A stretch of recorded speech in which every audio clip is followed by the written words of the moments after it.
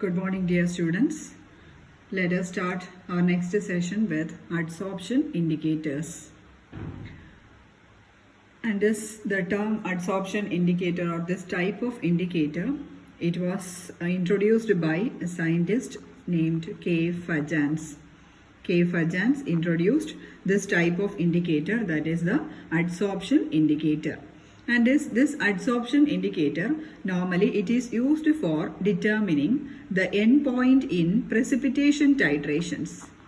It is used for determining the endpoint in precipitation titrations. You had seen so many neutralization reactions, isn't it? And also you had seen so many indicators for this neutralization reactions.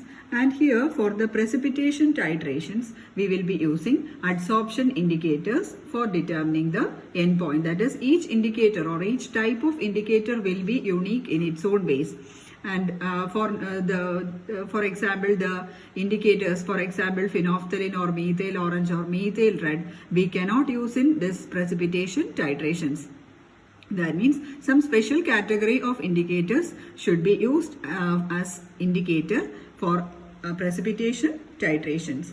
And also here the principle behind this adsorption indicators is that at the equivalence point, that means at the equivalence point, there will be some difference between equivalence point and end point that we have discussed already.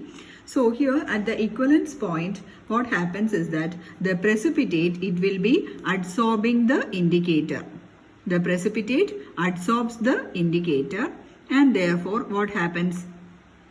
After this adsorption, what happens is that the indicator will be undergoing a color change. Okay.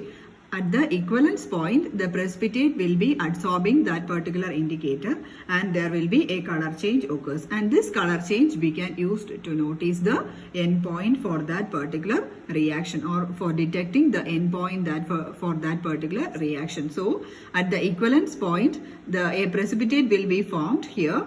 For neutralization reactions, a salt will be forming, isn't it? For example, during the titration between HCl and NaOH, the salt formed is NaCl, isn't it? So during that particular salt formation or the complete acid, while it is neutralized by using the NaOH, what happens? The endpoint will be happening. And so for determining that particular endpoint, we will be using phenolphthalein indicator or methyl orange indicator. So there we will be using phenolphthalein for determining the endpoint. Here, while during this precipitation reaction, the formation of precipitate will be occurring at the equivalence point, or for determining that particular endpoint, we are using this type of indicators. That is the adsorption indicator, and the color change will be occurring during that particular equivalence point. Okay, so usually these adsorption indicators, they will be normally acid dyes or basic dyes. That means they will be organic compounds. Acid dyes or basic dyes, they are used as adsorption indicators. That means they will be organic compounds or they will be based on organic substances. And also one or two examples I will be giving for this acid dyes and basic dyes. For acid dyes, the example is, for acid dye, the examples are eosin and fluorescein. Eosin, then fluorescein. Fluorescein. Eosin and fluorescein. And for basic dye, it is rhodamine 6G. Rhodamine, RHODAMINE, rhodamine 6G. Okay. So these are the different indicators or the adsorption indicators. Okay. Acid dye and basic dyes. Then the next is the theory of this action of this adsorption indicators. Theory of action of adsorption indicators.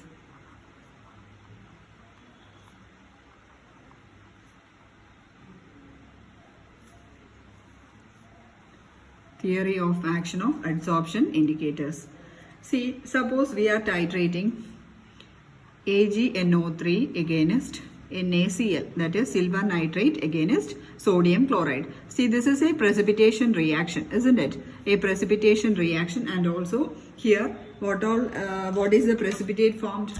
the reaction between AgNO3 and NaCl, the precipitate formed is AgCl, and also this AgCl formed, it is a white precipitate, isn't it?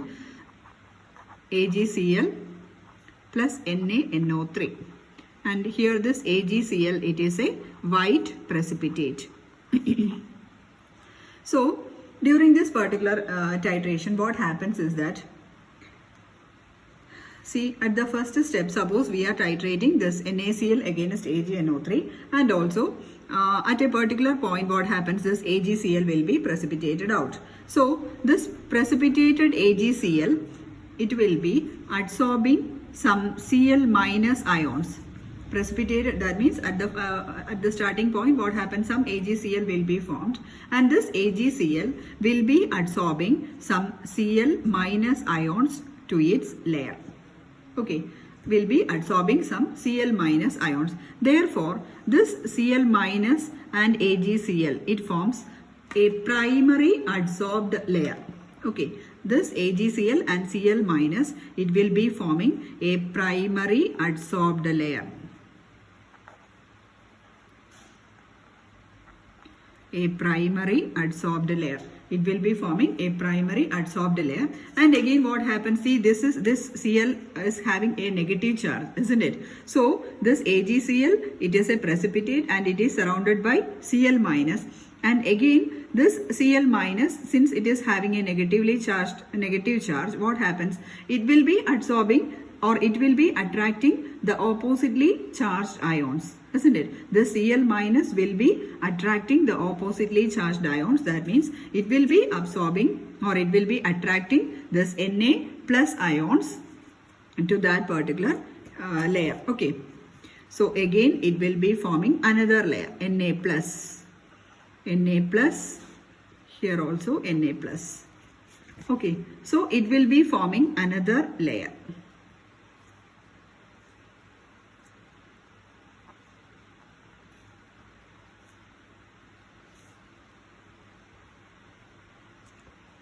It will be forming another layer, and this layer we can call it as a secondary adsorbed layer. Okay, so this is the secondary adsorbed layer.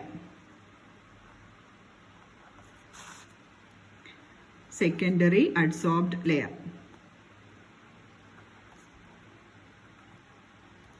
So this is the condition that is occurring before the equivalence point, or before the stoichiometric point. Before the stoichiometric point, or before the equivalence point. Before the equivalence point, or before the stoichiometric point, this will be the situation, that is the formed AgCl, it will be absorbing Cl minus around it and forms a primary adsorbed layer. Then again, the Cl minus, which is having a negative charge, it will be attracting the oppositely charged Na plus ions, and therefore what happens, it will be attracting this Na plus ions to its layer. Okay, so it forms a secondary adsorbed layer. So this is the situation before the equivalence point. And again, what happens is that when the stoichiometric point is reached, or after the end point is reached, after the equivalence point, so that is the second condition, that is after the equivalence point. After the equivalence point, that is, I am writing here. Again, this AgCl precipitate. Okay, AgCl precipitate. So after the stoichiometric point, what happens is that the Ag plus ions will be in excess. Okay, Ag plus ions will be in excess. So what happens is that this Ag plus ions will be forming a primary adsorbed layer. This Ag plus, it will be forming a primary adsorbed layer around this AgCl precipitate. Okay, so this forms a primary adsorbed layer. Primary adsorbed layer. Okay, since this Ag plus ions are in excess, it will be forming a primary adsorbed layer. And again, see this it will be having a positive charge, isn't it? And also Ag plus in excess means it will be AgNO3 solution, isn't it? NO3 minus ions will also be there in the solution. So what happens normally, the positive ions will be attracting the negatively charged NO3 minus also to this layer. Okay. So again this will be attracting NO3 minus, again NO3 minus. So what happens? This will be forming another layer. So this is the situation after the equivalence point. So this is the secondary adsorbed layer. Secondary adsorbed layer. Okay, secondary adsorbed layer, that is first AgCl precipitate, then surrounding this AgNO3 or Ag plus solution will be in excess. So Ag plus will be adsorbing to the first layer, forming a primary adsorbed layer. Then it automatically it will be attracting the oppositely charged NO3 minus ions to its surface. So what happens? It will be forming a secondary adsorbed layer. So this is the situation after the equivalence point or after the stoichiometric point. So normally at this situation, that is before the equivalence point itself, we will be adding the indicator, that is the adsorption indicator. So here in this case we will be using fluorescein as the indicator for this titration.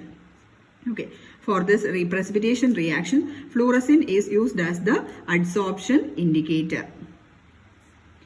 Fluorescein is used as the adsorption indicator in this reaction. So what happens is that while comparing the strength of this, fluorescein is also a negatively charged indicator. Okay, fluorescein is also a negatively charged indicator, or it will be having a negative charge. Okay, so what happens is that this fluorescein, while comparing the strength of NO3 minus and this fluorescein is more stronger, or it can be more easily adsorbed to this Ag plus layer. Okay, comparing this NO3 minus and the negatively charged fluorescein indicator, this fluorescein is more strongly adsorbed than NO3 minus to this primary adsorbed layer. So what happens? Normally this fluorescein will be replacing this NO3 minus ions in this position. Okay, or in the secondary adsorbed layer this NO3 minus will be replaced by the fluorescein indicator. So what happens during this complex formation, or during this fluorescinate ion is coming to the secondary adsorbed layer, normally the color of the complex will be changing to a pink color. Okay, so after the fluorescein complex, after the complexing with fluorescein, what happens? The color of that particular solution or color of the complex will be changing to pink, or it becomes a pink colored complex after the complexation, and therefore this NO3 minus will be substituted by this fluorescinate ion, and only very traces of Ag plus ions will be there in this particular primary adsorbed layer. Okay, so these are the two conditions, and the first case, that is before the equivalence point, and second is after the equivalence point. The difference will be like this, that is first you have to draw the AgCl, then it will be adsorbing Cl minus, that is before the equivalence point. Then after that it will be going to the positively charged species, that is Na plus, forming a secondary adsorbed layer. Again, after the equivalence point, what happens? Since we are adding some adsorption indicators to that particular solution, that is for this particular reaction, fluorescein is used as the indicator, adsorption indicator. Therefore, AgCl will be forming a primary adsorbed layer with Ag plus ions, since Ag plus ions are in excess, and then again this Ag plus will be attracted towards or a secondary adsorbed layer will be forming with this NO3 minus ions. And again, since we are adding an indicator fluorescein, it is a negatively charged indicator, and it will be replacing this NO3 minus ions, since fluorescinate ion is strongly adsorbed to this Ag plus ion surface. Therefore, a complex will be formed, and that complex will be having a pink color. So by the formation of this pink color, or by the appearance of this pink color, it is clear for us that the reaction has reached to its end point. Okay, or the reaction has reached its endpoint or the equivalence point or the stoichiometric point. So a color change will be observed at this endpoint. That is, here for this particular reaction a pink color is formed. Okay, so this is the theory of the action of adsorption indicators, and also this is very important, adsorption indicators and the theory of action. It is very important. It is an usually asked question for your university examination. Okay. Then the next one, some of the characteristics of the indicators. That is, what are the careful measures that we have to adopt while taking the adsorption indicators, or while selecting the adsorption indicators, or what are the conditions to be favorable. And also the first point is that the precipitate should separate in a colloidal solution. That is, we will be having some precipitate, and the precipitate should separate in colloidal solution. It should get separated. It should not get dissolved in that particular solution. That is, we can clearly identify that particular precipitate, or it should be separated out in that particular solution. Then the second point is that the indicator ion should have an opposite charge. Indicator ion should have an opposite charge to which agent? It should have an opposite charge with that of the precipitating agent. The indicator ion should have an opposite charge with that of the precipitating agent. That is the second condition to be noted down. Then the third one, the adsorption of the indicator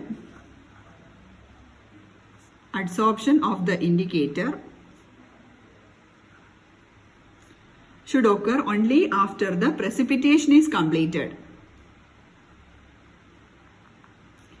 After the precipitation, adsorption of the indicator occurs only after the precipitation. That is, if a very strong indicator is used, what happens? The adsorption of the indicator will be taking place before the precipitation itself.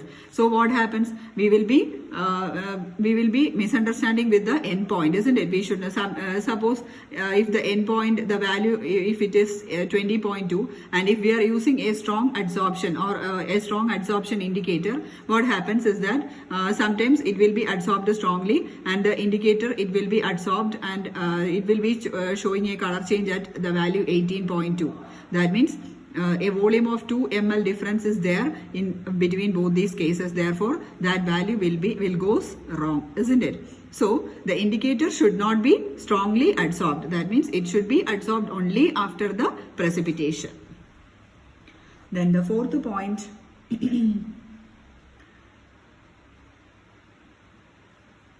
Same as above, that is, the indicator should be strongly adsorbed after the equivalence point. The indicator should be strongly adsorbed after the equivalence point, only after the equivalence point. So before the precipitation, it should not adsorption should not happen, and also it should be strongly adsorbed after the precipitation or after the equivalence point. After the equivalence point. These 2 points are somewhat more or less similar, isn't it? And also the fifth point, again I told you, that is, the indicator should not be too strongly adsorbed to the precipitate. Should not be too strongly adsorbed. Too strongly adsorbed to the precipitate. That means it will cause an error in the equivalence point. Okay. So these are some of the conditions for this case, that is for the adsorption indicators.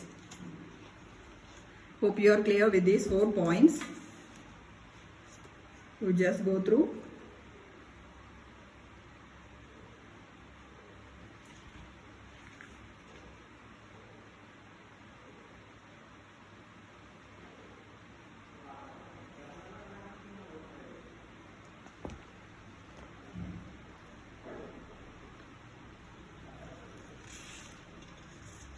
Then one more example is given in your textbook, that is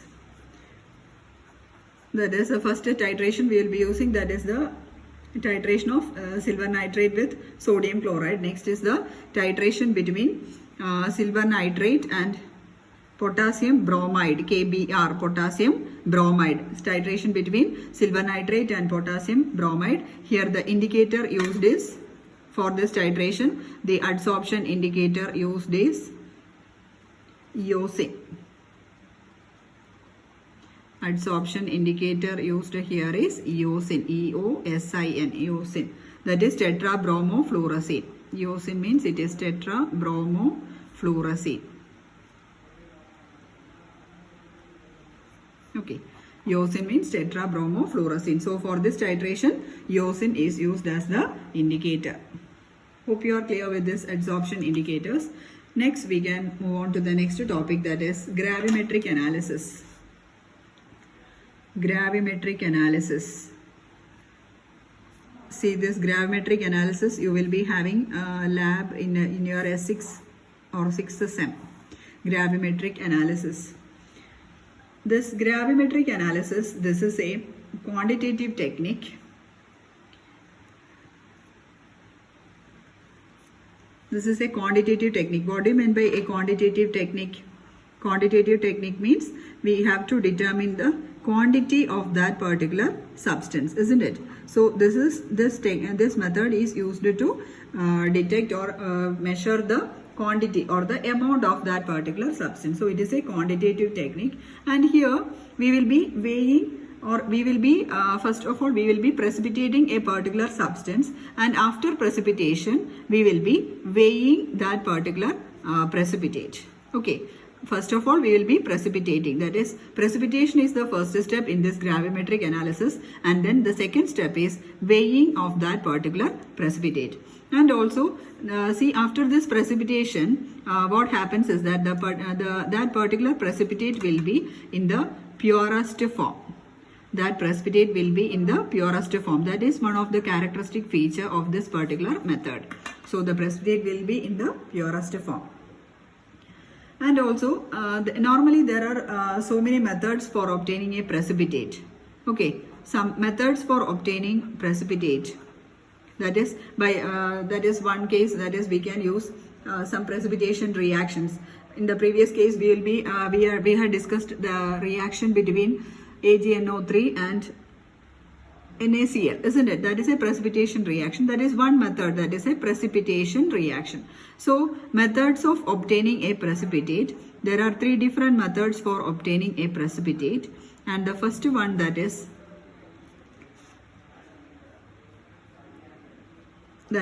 the chemical reaction. A chemical reaction is carried out, and after that chemical reaction what happens, a precipitate is formed, and then this precipitate, it is filtered out. It is filtered. That is the first method for obtaining a precipitate or a purest form of precipitate. Then the second method, that is volatilization. Volatilization. Volatilization means we are heating that precipitate. Okay, volatilization, that it doesn't need for you to study now. Then the third one, that is electrodeposition. That is by some electrochemical methods we will be depositing that particular precipitate, or some by electrochemical means we will be having that particular precipitate.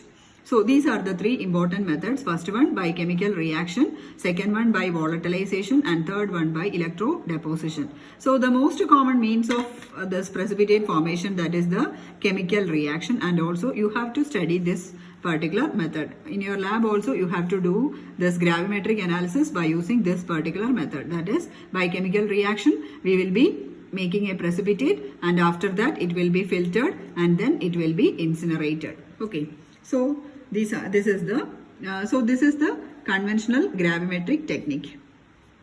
Conventional gravimetric technique. Now also we will be using this method. Conventional gravimetric method. Okay. Then the next heading, that is the conditions for precipitation.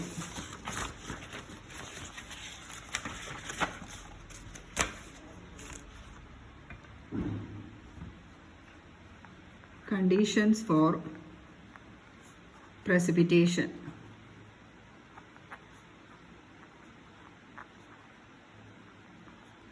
conditions for precipitation.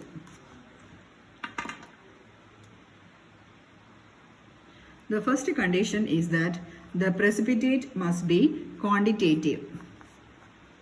The precipitate must be quantitative. Quantitative means it should be measurable, or it can be measurable. And also it should have a minimum solubility. That means it should not be easily dissolved in water, etc. If dissolved in water, if the precipitate is dissolved in water, what happens? The weight will be lost, isn't it? The weight of that precipitate will be lost, so it will be causing some error. So it should have minimum solubility so that the result will be more accurate. That is the first condition. The second condition is that the precipitate must be in its purest form. After obtaining the precipitate, it should be in the purest form. That means it should be free of impurities. It should be free of impurities. And also, if impurities are present, normally what happens is that after the precipitate formation, we will be washing that precipitate thoroughly. We will be washing the precipitate so many times using water for the removal of the impurities. Okay, so washing several times is one method for removing the impurities from that precipitate. Okay, so after washing, what we do is, after washing we will be drying that precipitate for some time. Okay, so the precipitate should be in the purest form. For obtaining the purest form, first of all, it should be free from impurities. That is, we will be washing that particular precipitate, then it will be dried, and then we will be incinerating. After drying, we will be incinerating that particular precipitate. Incineration means we will be keeping this particular precipitate in a filter paper, and the filter paper, it is Wattman number 40, Wattman 40 or 41. And also we will be filtering the precipitate in this Wattman filter paper, and after that it will be kept for drying. And after drying, this filter paper along with the precipitate, it is kept in a crucible. It will be kept in a silica crucible, and then this silica crucible along with the precipitate and this filter paper along with the precipitate plus silica crucible, we will be incinerating, or we will be heating it. We will be heating, and also this it will be having the silica crucible. The characteristic of the silica crucible is that it can withstand a very high temperature. So what happens is that we will be heating that particular precipitate. So this Wattman filter paper, one of the characteristic feature is that it is an ashless filter paper. Ashless filter paper, that is, there will be no ash left behind. Okay, so after incinerating, what happens is that we will be having that particular silica crucible, and also along with that particular precipitate only. That is, no filter paper will be there. The complete filter paper will be incinerated, or it will be burnt. The remaining will be only the precipitate. Suppose if the precipitate is AgCl.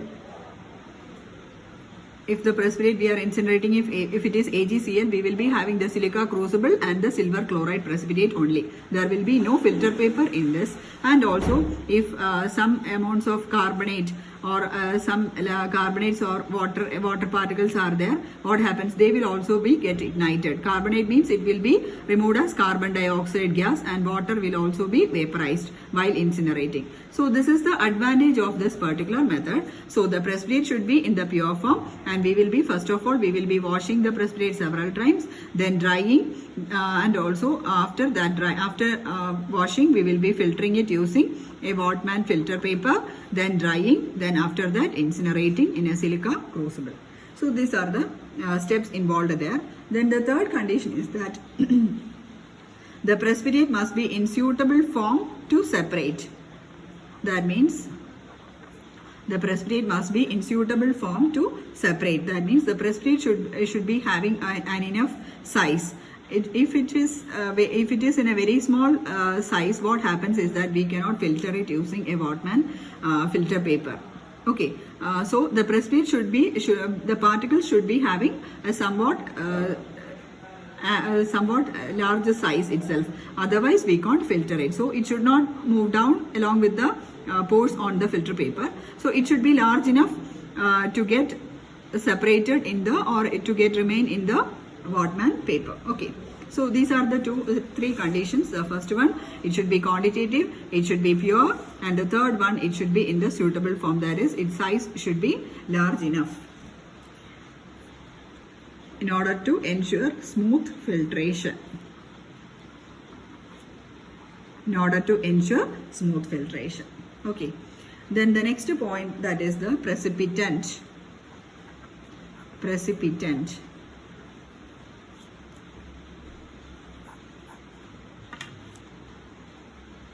See here, the precipitant means it is the reagent added to the solution containing the analyte to be estimated. It is the reagent added to the solution containing the analyte. So, suppose there is an analyte solution, and to this analyte we are adding a particular reagent. Okay, and also the analyte is that particular solution that we have to estimate. Okay, suppose you have to estimate the amount of AgCl. So to that, for estimating AgCl or for estimating Cl minus ions, the analyte is analyte. To the analyte solution we will be adding a particular reagent. Okay, so that particular reagent, it is called as the precipitant. That is, which one is the precipitant? Means it is a reagent added to the solution or added to the analyte. That is called as the precipitant. And also this precipitant, it can be an organic or inorganic. It can be organic or inorganic. Organic or inorganic. For example, usually aluminium Al3 plus, it is precipitated in group 3. Group 3, it is a group 3 cation, Al3 plus aluminium. It is a group 3 cation, and usually it will be precipitated by using for this group 3 cation analysis, it is precipitated by using ammonium chloride and ammonium hydroxide. So there the reagent used is ammonium hydroxide. That means aluminium will be precipitated as aluminium hydroxide, AlOH thrice. Okay, so this is one method of precipitation, and this ammonium hydroxide, this is an inorganic reagent. Ammonium hydroxide is an inorganic reagent. So for precipitating aluminium, we will be using ammonium hydroxide. So the reaction between aluminium and ammonium hydroxide, this aluminium hydroxide will be precipitated out.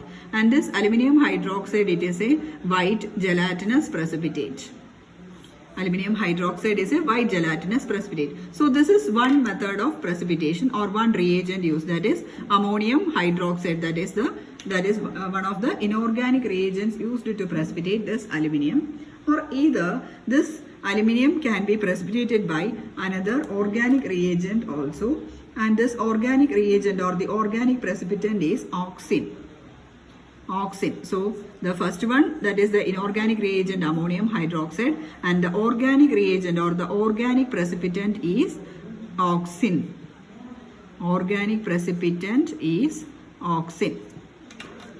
And this oxine means it is 8-hydroxy. The structure is 8-hydroxyquinoline. Oxine is 8-hydroxyquinoline. Okay. So this aluminium can be precipitated by these two reagents. The first one, it is the inorganic reagent, and the second one, that is the organic reagent, that is oxine 8-hydroxyquinoline. So normally we will be using this organic precipitants since it has got so many advantages. So normally we will be using organic precipitants for this reaction, for this precipitation reactions. And the advantages of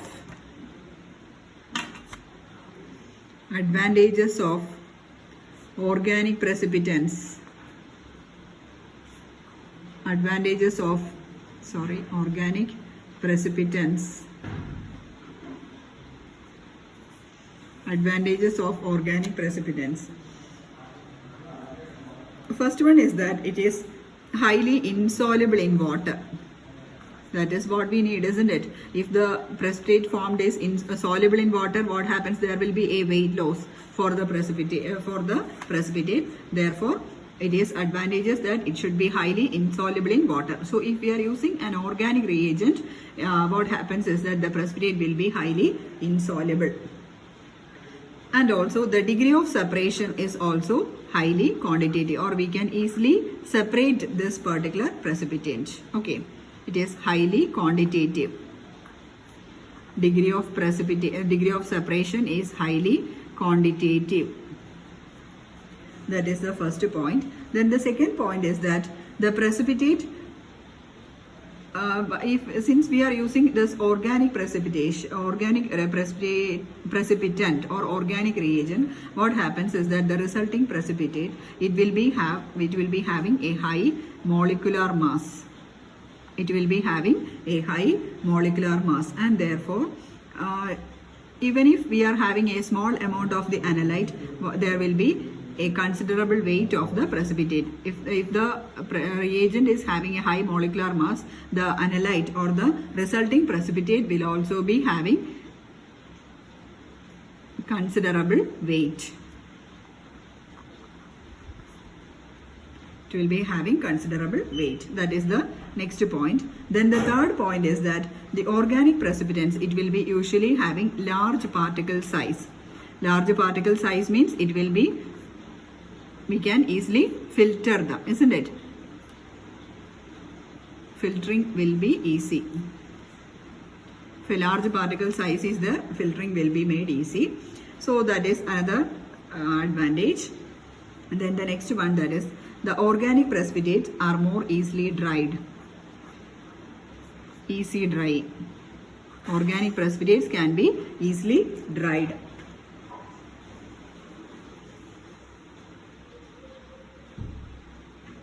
Organic precipitates can be easily dried. Then the next one, the fifth point is that if the organic precipitate is used, the estimation of the metal ion will be accurate. Estimation of metal ion will be accurate. Estimation of the metal ion will be accurate. So these are the 5 advantages of using organic reagents or organic precipitants. That is, the first one, it is highly soluble in water. Then it will be having a high molecular mass, therefore a considerable weight of the precipitate will be obtained. Then the next one, large particle size are there, so therefore filtering will be easy. Then organic precipitates can be easily dried. And the last one, during the estimation of metal ion, or after the calculation, weight calculation, or after the weight calculation, or after the estimation, it will be accurate, or it will be error free. Okay. And also now we can go through some of the inorganic precipitants. Some of the inorganic precipitants. See, in your textbook, one table is there. You can go through that table. Inorganic precipitants.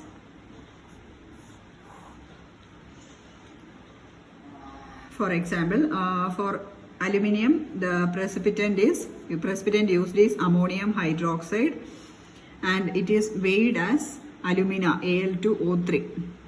Alumina, that is, using gravimetry, it is estimated, or the precipitate is weighed as, after incineration, the water molecules will be dried off, and therefore it will be weighed as alumina, Al2O3. In the previous case, I told you about a reaction between ammonium hydroxide. This ammonium hydroxide, again, it is an inorganic reagent. This is by means of chemical reaction. There aluminium hydroxide is precipitated, so that is a normal precipitation reaction. But here we are using gravimetry. By gravimetric estimation, aluminium will be estimated as alumina. Okay. Then iron also, the reagent is the same. For iron also, ammonium hydroxide is used, and again iron will be estimated as Fe2O3, ferric oxide. Okay, iron will be estimated as ferric oxide. Then for magnesium, for the estimation of metal, these are all metals, isn't it? So for the estimation of metal, this is the inorganic reagent, and this is the precipitate formed for gravimetry. Gravimetric precipitate. Then here for magnesium, we will be using disodium hydrogen phosphate. Disodium hydrogen phosphate. Disodium hydrogen phosphate. and this disodium hydrogen phosphate, NH4 twice, sorry, diammonium, it is diammonium hydrogen phosphate.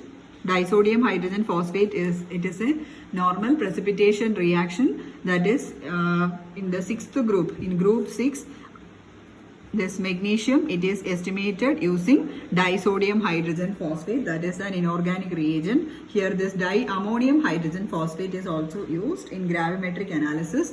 So that is NH4 twice HPO4, diammonium, that means di means 2, diammonium NH4 hydrogen phosphate, NH4 twice HPO4.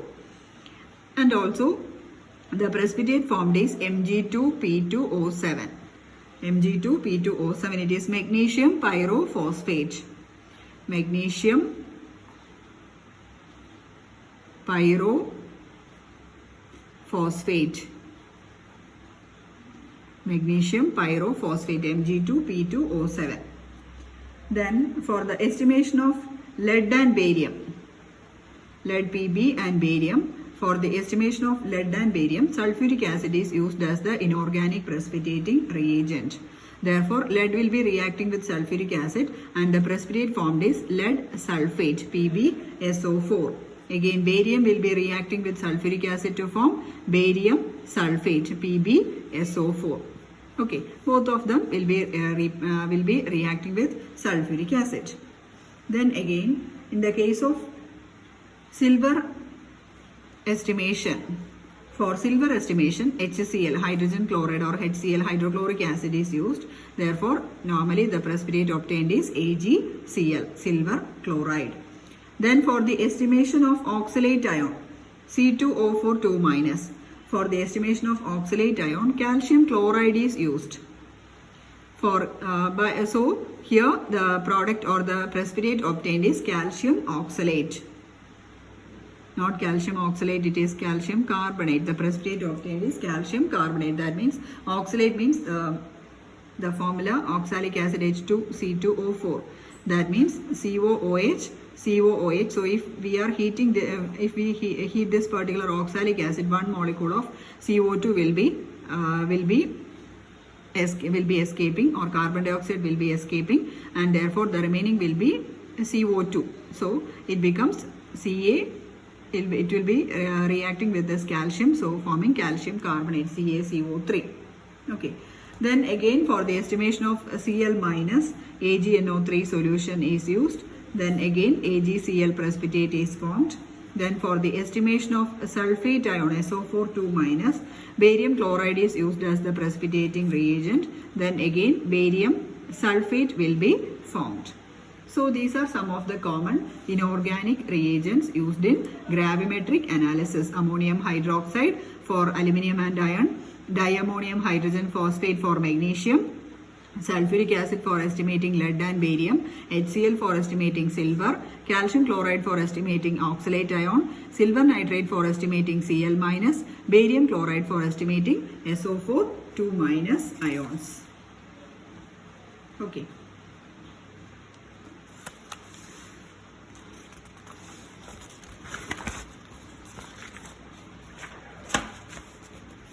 Then the next is some commonly used organic reagents.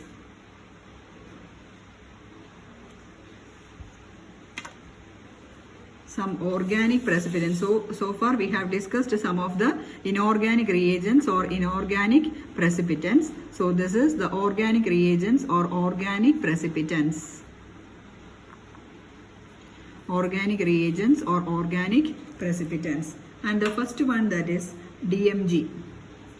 DMG, that is dimethyl glyoxime.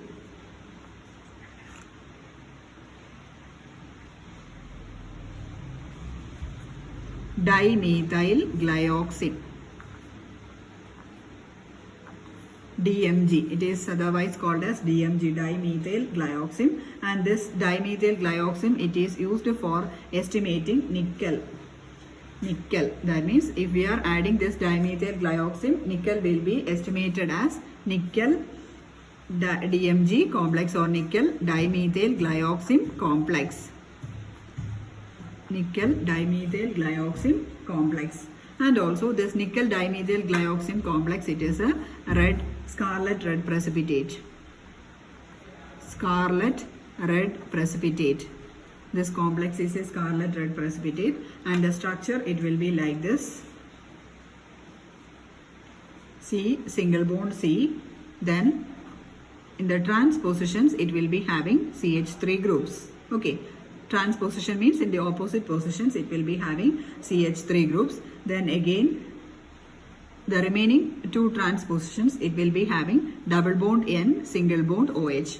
Here also it will be having double bond N, single bond OH. Okay, so this is the structure of DMG or dimethyl glyoxime. DMG, dimethyl glyoxime. Two carbon atoms in the opposite positions, two CH3 group or methyl group. Then again here it will be having in the other two opposite sides it will be having the oxime group, that is double bond NOH. Here also double bond NOH. So this is the structure of DMG. Then the second one, that is oxine. We had already discussed about oxine, isn't it? Oxine is 8-hydroxyquinoline. Oxine is 8-hydroxyquinoline. Again, this oxine it is used for estimating magnesium, aluminium, zinc, molybdenum.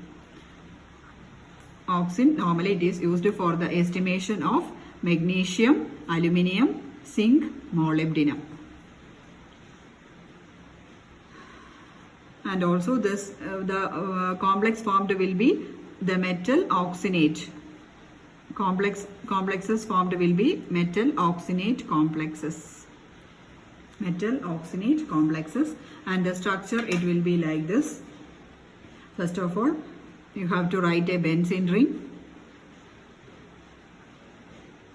Then again another 6-membered ring, but that 6-membered ring contains one nitrogen atom at this position. Okay, then again double bonds. Okay, so first is a carbocyclic ring, that is the ring will be having 6 carbon atoms, and the second one is another ring. It is also a 6-membered ring attached to the first one, but it is having one nitrogen atom. Then again at the first position, at this position there will be one OH group.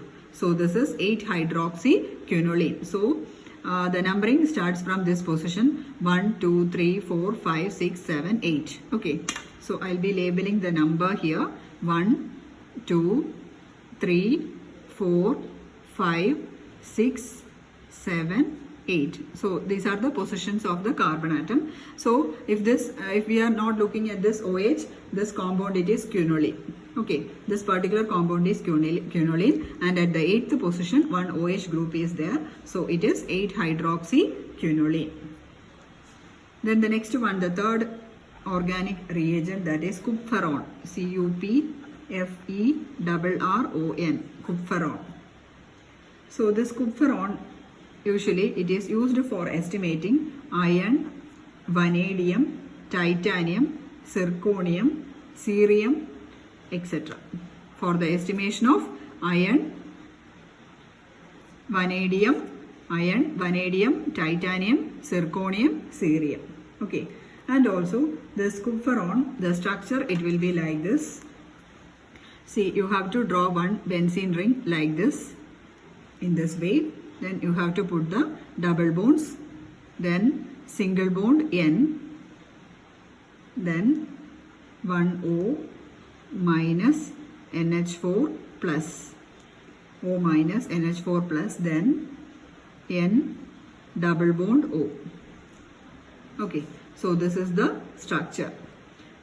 Benzene ring, then N, O minus NH4 plus, again N double bond O. So this is the chemical name for this kupferon. It is the ammonium salt of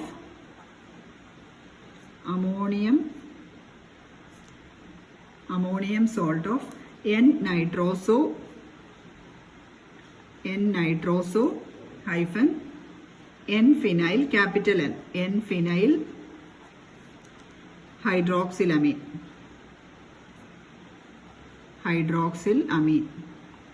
It is the ammonium salt of N-nitroso N-phenyl hydroxylamine. So this is the ammonium salt part, that is O minus NH4 plus. This is N-nitroso.